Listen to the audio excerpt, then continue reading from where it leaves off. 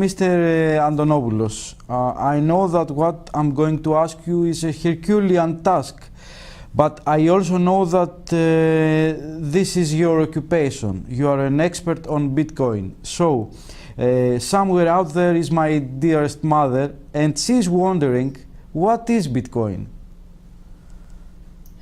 Bitcoin is a form of money that works on the internet.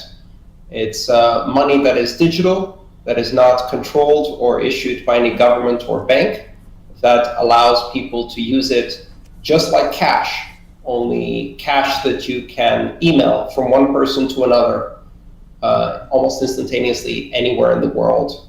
And it's grown up with the internet, and it's providing a form of money for the internet. It's a lot more than that, of course, but that's a basic explanation. There is an argument that Bitcoin is a force of democratization, a fundamental transformation of currency market. Can you explain us why? You know, I think one of the things that we've seen, especially over the last few years, is that currency is a form of power. And when that power is concentrated in the hands of governments, they tend to misuse that form of power. If you look historically at currencies, national currencies, on average, they last about 30 years before they descend into hyperinflation, devaluation, where the government uses the power of currency to essentially create hidden tax through inflation and steal money from pensioners, from savers, and from investors in order to fund its own debt.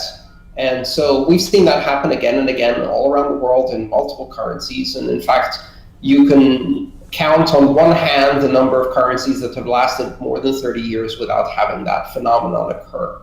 So Bitcoin represents a new option, a new idea in the form of currencies, a system of currency that's not controlled by governments, but which operates on the internet, using an internet protocol, and is secured by the collaboration of thousands and thousands of participants, none of whom have control. There is no central location that controls it, just like the web, just like email. And so the same reason why the web and email brought freedom of communication, Bitcoin brings freedom of currency to individuals. And that seems to be an idea that's catching on.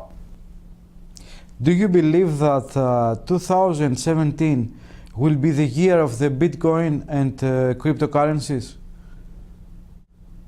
Well, I think so far every year since 2009 has been the year of Bitcoin and cryptocurrencies, and we're still going to see a lot of turmoil, a lot of volatility.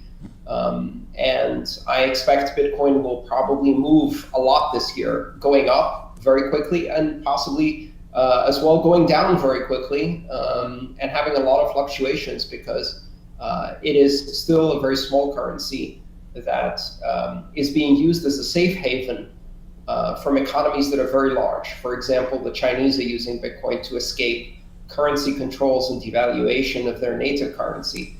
So I expect we're going to see a lot of exciting things, but you've got to understand that Bitcoin is still very, very early days. It's a bit like the internet was in the early 1990s, and you shouldn't expect to see the availability of Bitcoin to pay for a cup of coffee in a store near you. For now, most of the application of Bitcoin is for moving money across borders, as well as for protecting money from inflation and other geopolitical crises.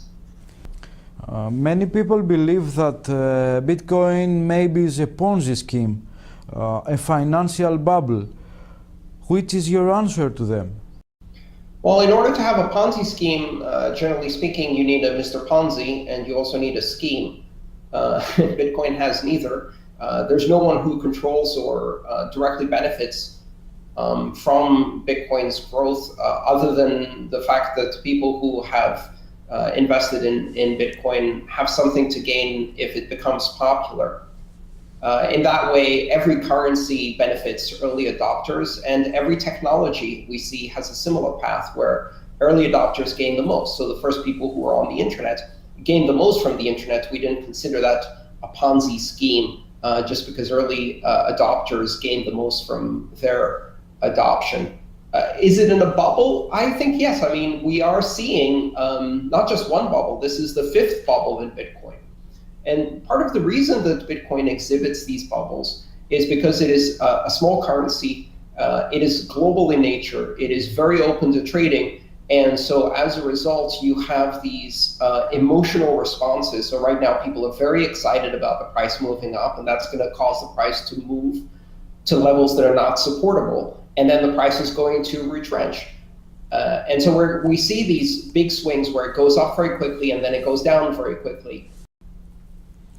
If someone forces you to make a prediction about the future of the Bitcoin and the digital coins in general, which that would be? Well, I can make some predictions very comfortably. I think in the future we will see a world where digital independent private currencies like Bitcoin, decentralized currencies that are not controlled by anyone, that work based on network coordination on the internet, and that are free for anyone to access and use, and open for anyone in the world to access. I think they will coexist, and they will be very successful, and coexist alongside national currencies. There's no doubt in my mind that we will live in a world where we will break out of the monopoly of national currencies, and we will see a number of very successful large global currencies based on internet networking exist in the world. Whether these will be Bitcoin or something else, or maybe we change the name or the underlying technology changes, doesn't really matter. The bottom line is that in the future we will have digital national currencies as well as digital private currencies that are not controlled by governments.